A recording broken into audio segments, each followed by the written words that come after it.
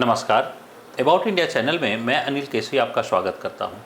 About India channel का वास्तविक उद्देश्य भारत की संस्कृति, भारत की विरासत, भारत की सांस्कृतिक विरासत, भारत के परंपराओं आदि के बारे में जानकारी है और इसी में हम लोग भारत के धर्म की श्रृंखला भी लेकर चल रहे हैं। भारत के धर्म से कई धर्मों से जब हम लोगों ने परिचय करा दिया है, लेकिन उस धर्म के अंदर दरअसल कई संप्रदाय जो है वह हैं। जैसे अगर हम हिंदू धर्म की बात करें तो हिंदू धर्म के अंदर शैव संप्रदाय हैं, वैष्णव हैं, शाक्त हैं। इन सब संप्रदायों के बारे में हम लोग पृथक पृथक वीडियो जो है वह बनाने का प्रयास कर रहे हैं। हिंदू धर्म के संदर्भ में, जैसे सनातन धर्म के संदर्भ में हम लोग दो भाग में वीडियो पहले से अपलोड कर चुके हैं और यह अब जो है वह हिंदू धर्म या सनातन धर्म के अंदर जो शैव संप्रदाय हैं या शैव मत के लोग हैं उसके संदर्भ में यह वीडियो है। तो आइए हम लोग शैव संप्रदाय के बारे में जानने का प्रयास करें कि शैव संप्रदाय है क्या। तो देखिए, शैव संप्रदाय का तात्पर्य जो है वह किससे है? तो शैव संप्रदाय का तात्पर्य जो है वह भगवान शिव, हिंदू धर्म के अंदर भगवान शिव और उनके अवतारों को मानने वाले जो है शैव कहते हैं। यानी भगवान शिव के 18 अवतार माने गए हैं। उन 18 अवतार और जो है वह भगवान शिव में जो आस्था रखते हैं उन्हें ही हम दरअसल शैव कहते हैं और उन्हें शैव संप्रदाय के रूप में जो है वह जाना जाता है। अगर हम इस शैव जो है के संप्रदाय के उप विभाजन की बात करें तो बहुत सारे हैं, जिसमें जो है वह पुराणिक शैविज्म जो है वह कहा जाता है, जो आज जो है यही वर्शिप में सबसे ज़्यादा जो है वह यही जो है वह है। और एक नन पुराणिक शैविज्म है जिसके अंदर जो है वह देखिएगा पाशुपत है, लकुला है, काला मुख है, लिंगायत है, इस प्रकार के हैं। इसके अलावा जो है वह कुछ कापालिक हैं, ठीक है। इसके बाद जो है वह तमिल में जो है वह शैव सिद्धामना है, अघोरी हैं, कौला हैं, त्रिका हैं, शैवा जो है वह सिद्धांता हैं। इस प्रकार के बहुत सारे जो है वह अन्य जो है वह उप संप्रदाय जो है वह शैविज्म के अंदर भी उप संप्रदाय हैं। क्योंकि हर एक के पूजा विधियों आदि में जो है वह हमें अंतर जो है वह देखने को मिलता है। निश्चित है, भारत विविधताओं का देश है और विविधताएं हैं तो हर एक जगह विविधताएं देखने को मिलेगी। हमें सनातन धर्म है, सनातन धर्म के अंदर विविधता है कि अलग अलग संप्रदाय हैं और प्रत्येक संप्रदाय में विविधता है कि वो उसके उप संप्रदाय हैं। तो यहाँ भी हमें शैव संप्रदाय में हम उप संप्रदाय को देखते हैं और इस उप संप्रदाय में 4 जो उप संप्रदाय हैं वो सबसे प्रमुख हैं, जिसमें हम लोग कहते हैं पाशुपत जो सर्वाधिक प्राचीन है और इसके संस्थापक लकुलिश हैं। तो ये पाशुपत एक उप संप्रदाय। दूसरा उप संप्रदाय है कापालिक, तीसरा है कालामुख और ये कापालिक और कालामुख जो है वह तंत्र मंत्र से जुड़ा हुआ होता है। और लिंगायत है जो दक्षिण भारत में जो है वह शैव की जो परंपरा दक्षिण भारत में है उसे हम लोग लिंगायत संप्रदाय के जो है वह। तो यहाँ पर एक जो है जो साधु की तस्वीर जो है वह देखने को मिल रही है, ये दरअसल कालामुख है और ये कालामुख जो होते हैं ये तंत्र मंत्र विद्या आदि से जुड़े हुए होते हैं, इसलिए उनका वेश जो है वह इस प्रकार जो है वह हमें देखने को मिलता है। ये आम संत नहीं है, जो आम संत है वो नहीं है, बल्कि ये कालामुख जो है वह है। अब शैव संप्रदाय का प्रारंभ जो है वह हम लोग देखें कि कब से जो है वह है, तो दरअसल इंडस वैली सिविलाइजेशन में हमें एक मुहर या सील मिलती है। इंडस वैली सिविलाइजेशन यानी आज से लगभग जो है वह 4500 साल पहले। तो आज से 4500 साल पहले जो है वह हमें एक जो है वह शील मिलती है जिसमें दरअसल पाशुपति का प्रमाण है, जो एक देवता की तस्वीर है और उसमें कई जो है वह जो पशु हैं वो पशु उनको घेरे हुए हैं। तो ये जो है वह सबसे पहले इनको ही पाशुपत से जोड़ा गया, यानी सबसे प्राचीन जो है वह जो शिव का प्रमाण है वह हमको सैंधव सभ्यता से जो है वह मिलता है। और ऋग्वेद काल से अगर जोड़ें, यानी आज से लगभग जो है वह 3500 साल पहले की बात करें तो ऋग्वेद में हम लोग जो है वह देखें तो ऋग्वेद काल में रुद्र की चर्चा मिलती है और ये रुद्र जो है वो दरअसल माने जाते हैं शिव के रूप में। यानी रुद्र जो है वह रूप है शिव का। आज हम लोग जो शिव को देख रहे हैं वो रूप रुद्र, यानी इंडस वैली में पाशुपत तो ऋग्वेद में शूद्र। यही ऋग्वेद में शूद्र की जो है वह रुद्र को जो हम लोगों ने देखा है वह रुद्र वह ऋग्वैदिक काल में जो है वह हम लोग यहाँ देख रहे हैं।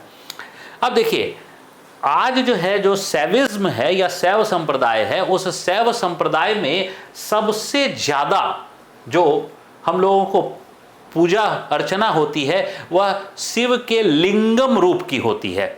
यानी जो लिंग रूप शिव है, लिंगम रूप, इसी को लिंगम रूप कहते हैं। तो ये लिंगम रूप की पूजा कब से प्रारंभ होती है? तो दरअसल इसका सबसे पहला प्रमाण जो है वह हमें स्पष्ट प्रमाण मत्स्य पुराण में मिलता है। और मत्स्य पुराण जो है, जो पुराण ग्रंथ है, वह दरअसल गुप्त काल का जो है वह लिखा हुआ है। यानी आज से अगर हम लोग बात करें तो लगभग 1600 साल पहले, 1600 साल पहले हमें लिंगम रूप का सबसे स्पष्ट प्रमाण है साहित्य में कि हाँ, लिंगम रूप की पूजा की जा रही है और लिंगम रूप की पूजा जो है वह मिलती है।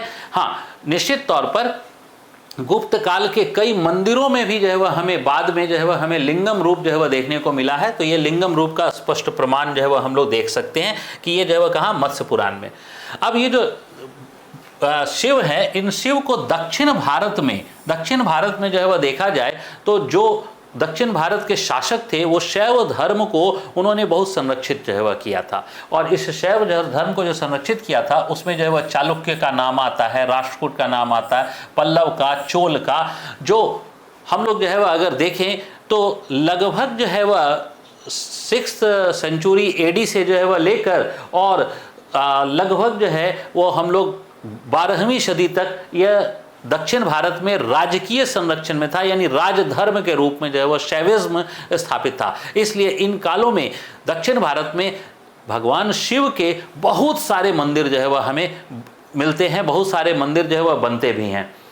और इसी से कई जो है वह शिव जो है, भगवान शिव के जो तीर्थ स्थल हैं, उन तीर्थ स्थलों की परंपराएं भी प्रारंभ हो जाती है। उनमें शिव की तीर्थ स्थल की जो परंपरा है उसमें 12 ज्योतिर्लिंग की चर्चा है, जिसे हम 12 ज्योतिर्लिंगम कहते हैं, जिसमें उत्तराखंड में केदारनाथ, उसके बाद जो है वह उत्तर प्रदेश में जो है वह काशी विश्वनाथ, झारखंड में जो है वह वैद्यनाथ, इसके बाद जो है वह मध्य प्रदेश में महाकालेश्वर, मध्य प्रदेश में ही जो है वह ओमकारेश्वर, इसके बाद जो है वह गुजरात में नागेश्वर, गुजरात में सोमनाथ, महाराष्ट्र में त्र्यंबकेश्वर, महाराष्ट्र में घृणेश्वर, महाराष्ट्र में भीमाशंकर।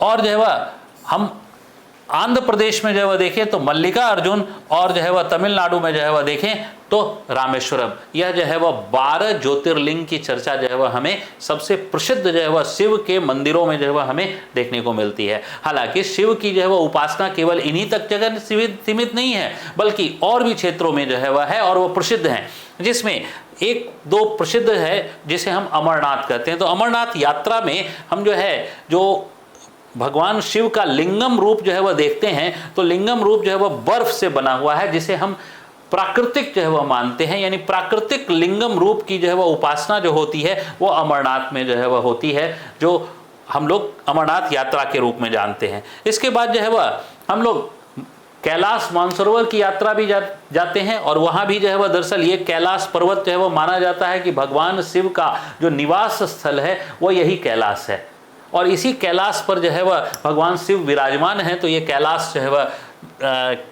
का चित्रण है, और यहीं पे हम लोगों को ये मानसरोवर, लेक मानसरोवर है, यह लेक है जो मानसरोवर लेक है, और इसी लेक मानसरोवर के पास जो है वह कैलाश जो है वह पर्वत जो है वह हमें दिखाई जो है वह देता है। ये कैलाश मानसरोवर की यात्रा जो है वह पे जाती, तो कैलाश मानसरोवर की जो यात्रा जाती है मार्ग, तो उन मार्गों में एक जो है वह मार्ग जो है वह धारचूला से जो है वह लेकर लिपुलेख तक, और लिपुलेख से कैलाश मानसरोवर एक, दूसरा है काठमांडू से जो है वह सागा, और यहाँ से जो है वह फिर कैलाश मानसरोवर, और तीसरा जो है वह नाथुला से जो है वह सिगलेस, और वहाँ से सागा होकर फिर से जो है वह कैलाश मानसरोवर। जो शॉर्टेस्ट रूट है वो यही है, ये शॉर्टेस्ट रूट जो है वह यही है। इसी शॉर्टेस्ट रूट से जो है वह अधिकांश लोग जो है वह यात्रा पर जाते हैं, कैलाश मानसरोवर की यात्रा पर। अब देखिए क्या कि शैव संप्रदाय के अंदर बहुत सारे साधु होते हैं, और जो शैव साधु होते हैं, शैव साधु को नाथ, अघोरी, अवधूत, औघड़, योगी, सिद्ध आदि के जो है वह के रूप में जो है वह जाना जाता है। अब जो है वह भगवान शिव को देखिए क्या है कि भगवान शिव को अनार्यों से, ये जो आर्य और अनार्य संस्कृति का जो है वह एक बहस है हमारे समाज में, उसमें अनार्य संस्कृति से जोड़कर जो है वह देखा गया। अनार्य संस्कृति का जो कृत्य था या कर्म था वह जो है वह क्या है, तो एक जो है वह कृषि भी है, क्योंकि आर्य कृषि नहीं करते थे, एक कृषि भी है, और इसके अलावा जंगल का जीवन वगैरह भी।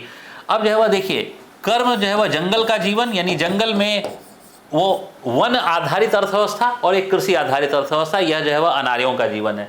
अब जो है वह गौर करके देखिए, शिव के साथ जुड़े हुए जो है वह जो तत्व हैं, देखिए एक बाघछाला, डमरू, नंदी, गंगा और उनका श्याम वर्ण। तो श्याम वर्ण जो है तो अनार्य से जुड़ा हुआ है, क्यों? क्योंकि आर्यों को माना गया श्वेत वर्ण का, तो यह श्याम वर्ण।